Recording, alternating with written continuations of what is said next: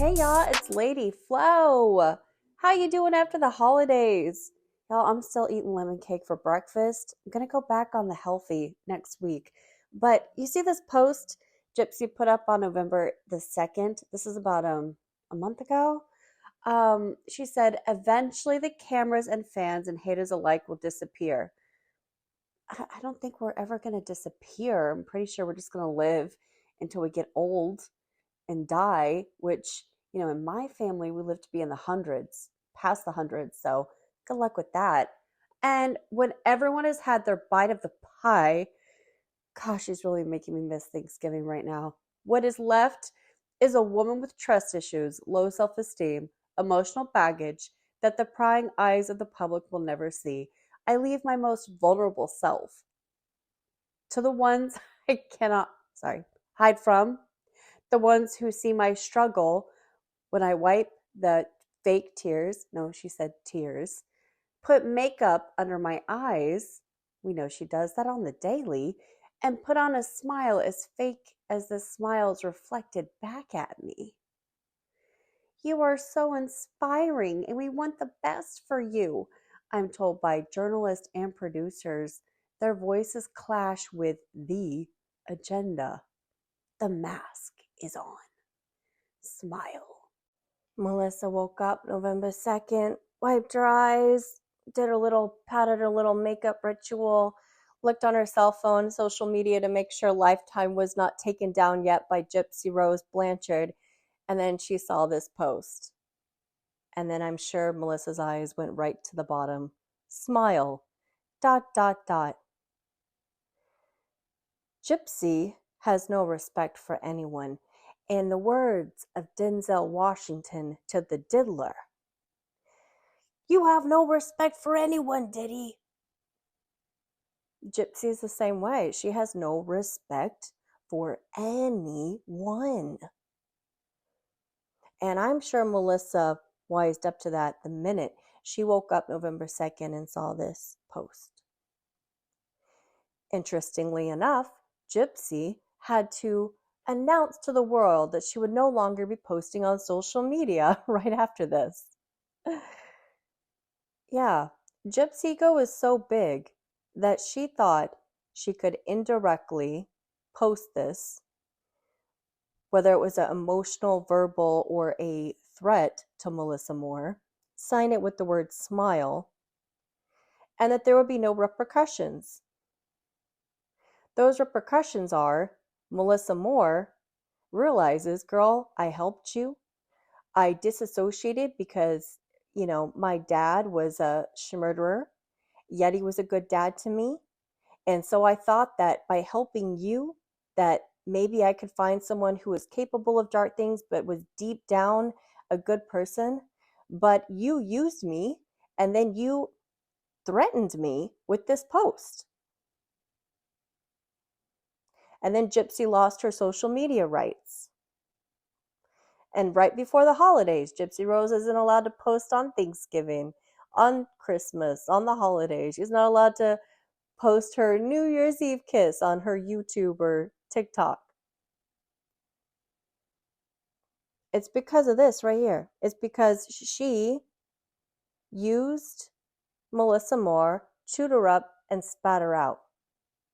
Gypsy thinks she's the diddler, except she never did nothing. The diddler is a horrible man. He's a monster. But he became that when he was powerful. He became power hungry. He became greedy. He was at the top of his game. And according to everything we're seeing in the news and the media, he's a monster. I don't know him personally, but I'm going to go with what the women are saying who experienced it. And if Denzel Washington can accuse the diddler of not having respect for anyone, surely Gyp is in the same category, except she's not at the top echelons of power, fame, and success. She's not ruling the hip-hop industry. She's at the very totem pole with a few Lifetime episodes. And she had enough ego to rub it in Melissa Moore's face and sign it with the word smile. Man, I feel so bad for Melissa right now. I mean, I don't even know the woman, and I even judged the woman a little bit because, at some point she probably knew better. But at the same time, Melissa Moore had a disassociation, and Jip is the master of manipulating emotions.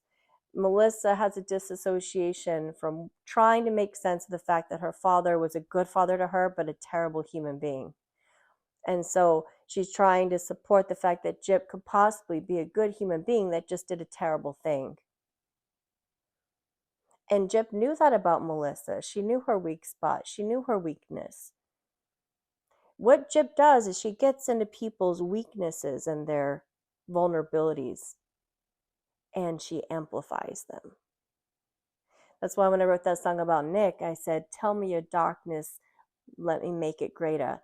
Because she asked Nick, "Tell me your darkest secret." And he told her, "I think I see a dark shadow sometimes that follows me. I sometimes have thoughts about doing bad things." And then she expounded on that and made it greater, made it darker, and just exposed him in the most horrendous way. And Jip did that with Melissa Moore. She used her, spat her out, and then gave her a threat. And no one picked up on it.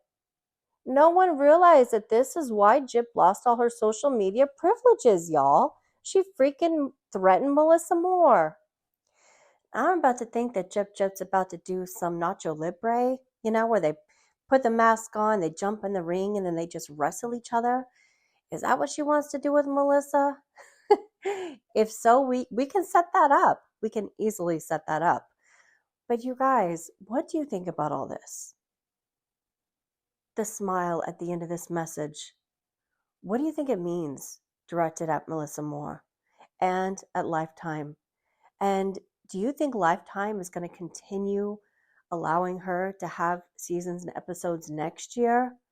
I know they have current contracts with her now, but after they saw this message with smile at the end of it, do you think they're afraid of her? Or do you think that they're tactically maneuvering things before she realizes it, to where her hands are going to be bound 2025 and she will no longer be able to access social media? And maybe this is just the beginning of her losing social media rights and privileges. So let me know. Love to hear your thoughts. Ciao, beauties. Yes, I make it. Do what I want you to do. Prove that you're right. Justice for Nick. Justice for Nick. Justice for Nick. Yeah.